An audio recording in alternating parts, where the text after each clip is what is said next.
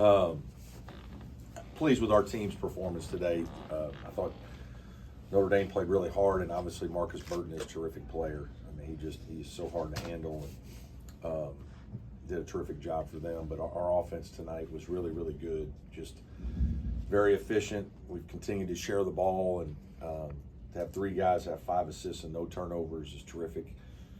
23 or 4 assists on the game. Just really pleased with all those things. Obviously happy for Ian, 1,000th point, big time game, 24 points. He was awesome. And then Jake Heidbreder. Couldn't be more happy for Jake. He's a good player that's, been coming off our bench and working really hard for,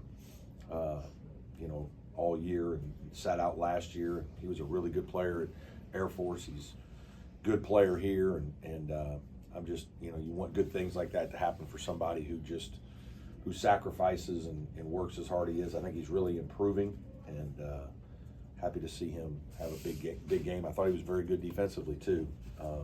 He got to play a little more. Obviously, Chase. Most people don't. Chase tweaked his calf. Was it Thursday in practice, and didn't practice Friday, and just tried to gut it out a little bit today. He certainly wasn't 100%, and so we kept his minutes a little bit lower because of that. But proud of him for just fighting, and good win for us. Double figure win at home. So just got to try to keep it going. Questions for me? It was just a 7-minute scoring drought in the first half. You're getting good looks. They just weren't falling, but then Ian just really took it over, didn't he? Yeah, he did. He got a couple offensive rebounds and scored a couple inside. That helped. That's basketball. You're going to have times when you get good shots and you miss them, and you got to play through it. And hopefully you're defending well enough. Maybe you can get a couple easy ones. I thought he got a couple offensive rebounds that were important. He had a very big game for us. Coach, with 3 games left on the season, this team has the chance to tie the single-season record for Clemson's program with 26 wins. How does that feel? What does that tell you about this team? How special is this team? Yeah, we're not really talking about those things. Obviously, we just keep talking about if we play well and handle business and do things the right way, then we'll keep having important games. And I think an older group like we have has been able to that's resonated with them. They understand that.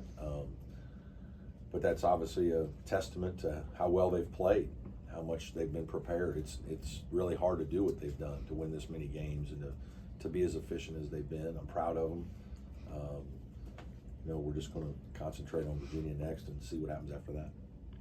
23 assists today. Also had 24 assists at SMU. How rare is it to have a team that passes the ball as well?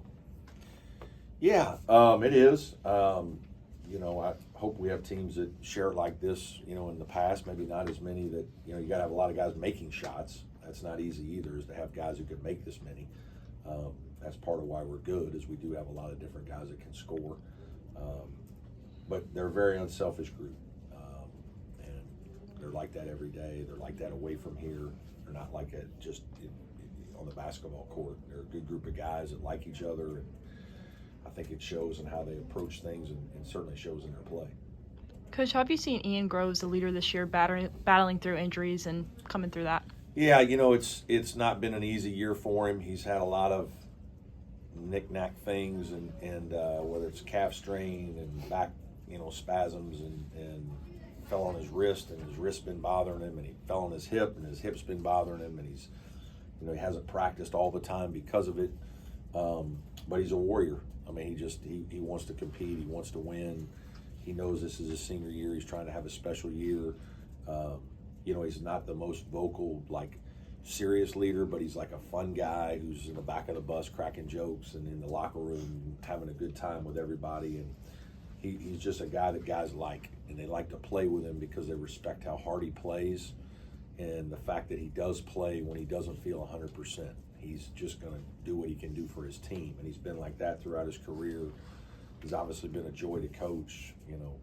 Obviously I'm going to miss him terribly. Ian said that you tell him to go to the training room 4 hours a day.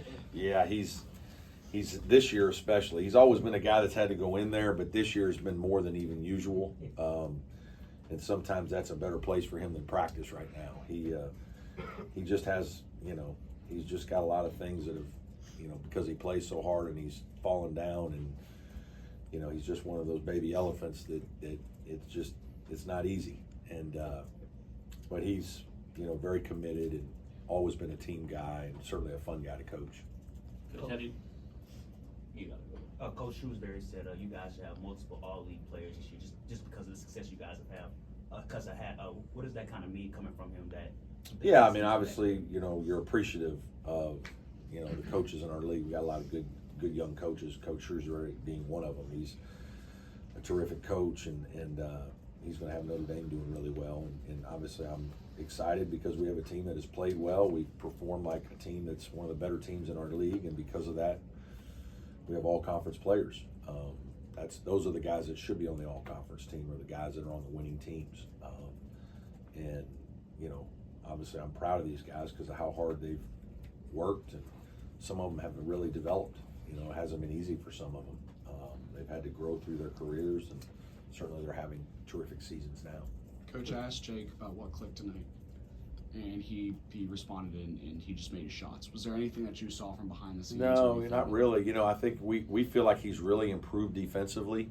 You can see it every day in practice. You can see it in the film. Like he obviously is more comfortable. He follows our game plans. He was terrific tonight defensively.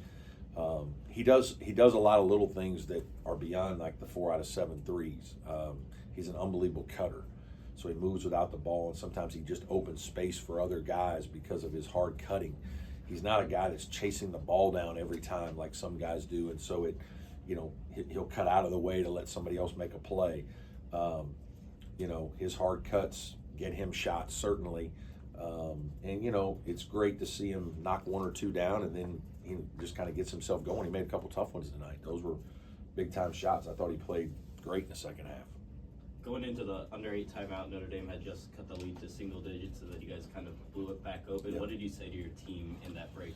Yeah, we talked about, hey, when they have a player or two like Davis and Burton that, they can make hard shots. They can create situations where they get fouled. They can get by you.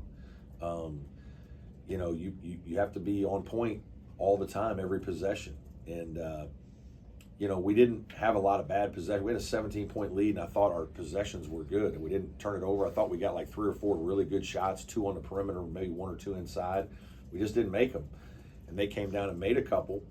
And, sometimes they do a good job of they make you grind late in the clock, and then all of a sudden, somebody gets open, they knock in a 3. It can be a little demoralizing, or you foul. And that happened a couple possessions. We lost our discipline. And so just reminding guys to defend hard without fouling. They were in the bonus, and we wanted to make sure they had to earn baskets. Looked like you were trying to get Chauncey going. What do you need to get out of him as you sort of? Yeah, he had a tough night tonight. He couldn't quite get comfortable making a shot. He got a couple around the rim, and that's the part of his game we keep trying to work with him on to get that part of it going, because we know he can make a 3 and that's good, but if he can start to become a little more consistent around there, I'd love to see him draw a foul or 2, and get to the free throw line and make it a little easier on himself every once in a while. But part of this, that's what you have to grow through that. Like, you have to give guys some opportunities down there, and they're not going to, he hasn't done that very much in his life, so he's learning how to do it. There's one time he went back over his right shoulder. He could have probably made an easier move, just go back over your left. He didn't feel that one. He had a couple that were good looks. Had a great hook in the middle of the lane, just didn't go in. I thought he took one bad one where he spun and settled on one where it's like you can get deeper, you have more time.